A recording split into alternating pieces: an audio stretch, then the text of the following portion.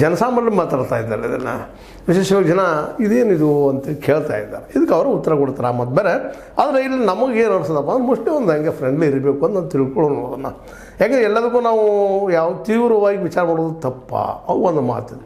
ಅದನ್ನು ಹಂಗೆ ಅಂತ ಹೇಳೋದು ನೆಗ್ಲಿಜೆನ್ಸಿ ಅಥವಾ ನೆಗ್ಲೈಸ್ ಮಾಡುವಂಥದ್ದು ಅಲ್ಲ ಅನ್ನುವಂಥದ್ದು. ಯಾಕೆಂದರೆ ಸಹಜದ ಏನಪ್ಪ ವೈರತ್ವ ಸಾಧಿಸ್ಕೊಂಡು ಹೋಗ್ಲಿಕ್ಕೆ ಸಾಧ್ಯ ಇಲ್ಲ. ನಾವು ರಾಜಕೀಯ ಮಾಡೋದಕ್ಕೆ ವೈರತ್ವ ಮಾಡಬೇಕೇನ್ರಿ, ನಾವು ಬಡದಾಡಬೇಕೇನ್ರಿ ಅನ್ನುವಂಥ ಮಾತುಗಳು ಇಲ್ಲಿ ಬರುವ ಸಾಧ್ಯತೆಗಳಿದ್ದಾವೆ. ಹೌದು, ಅವತ್ತು ಅನಿವಾರ್ಯತೆ ಸಹಕಾರ ಕ್ಷೇತ್ರ ನಾವು ನಮ್ಮ ಅಸ್ತಿತ್ವ ಉಳಿಸಬೇಕಾಯ್ತು ಮತ್ತು ಸಹಜಿತ್ತು ಆ ಸಂದರ್ಭದಲ್ಲೇ.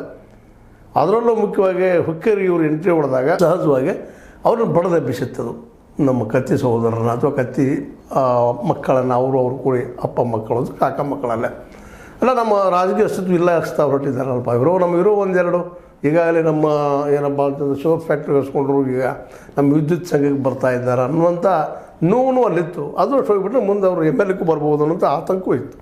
ಈ ಎಲ್ಲ ನೆಲೆಯಲ್ಲಿ ತಮ್ಮ ಅಸ್ತಿತ್ವ ಉಳಿಸೋ ಕತ್ತಿ ಅವರು ಜಬರ್ದಸ್ತಾಗಿ ಅಟ್ಯಾಕ್ ಮಾಡಿದರು, ಭಾಳಷ್ಟು ಮಾತಾಡಿದರು. ಎಲ್ಲಿ ಹೋದಲ್ಲಿ ಇವತ್ತು ಸಹಿತ ನಿಮ್ಗೆ ಆ ಒಂದು ಸೋಷಿಯಲ್ ಮೀಡಿಯಾದಲ್ಲೇ ಅಥವಾ ಇನ್ನುಳಿದಲ್ಲೇ ಅಥವಾ ನೀವು ಫೇಸ್ಬುಕ್ ಇರ್ಬೋದು ಎಲ್ಲ ಕಡೆ ಸಿಗ್ತವೆ ಇವತ್ತು. ಅವ್ರು ಏನು ಮಾತಾಡಿದರು ಕತ್ತಿಯವರು ಅಂತೇಳಿ. ಅದಕ್ಕೆ ಇವರು ಏನು ಉತ್ತರ ಕೊಟ್ಟರು, ಮತ್ತು ನಾವು ಬೇಲಿ ಹಾಕಿಲ್ಲ ಆಮೇಲೆ ಬರ್ಬೋದು. ಇವರು ಸತೀಶ್ ಅವರು ಉತ್ತರ ಕೊಟ್ಟಿದ್ದು ಅದೇ ಕಾಲಕ್ಕೆ ನಮ್ಮ ಸಂಕೇಶ್ವರ ಫ್ಯಾಕ್ಟ್ರಿ ಸಲುವಾಗಿ ಅಲ್ಲಿ ರಾಕ್ಷಸದ ಆಡಳಿತಿತ್ತು ಅಂತ ಹೇಳಿದಂಥದ್ದು ಸ್ವತಃ ಸತೀಶ್ ಅವರು ಹೇಳಿದಂಥದ್ದು ಇವೆಲ್ಲನೂ ಗಮನಿಸಿದಾಗ ಇವತ್ತಿನ ಈ ಒಂದು ದೃಶ್ಯ ಅದಕ್ಕೆ ಇದಕ್ಕೆ ನೋಡಿದಾಗ ಮ್ಯಾಚ್ ಆಗುವುದಿಲ್ಲ ಅನ್ನುವಂಥ ಮಾತು ಬರ್ತದೆ. ಅಂದ್ರೆ ಇದು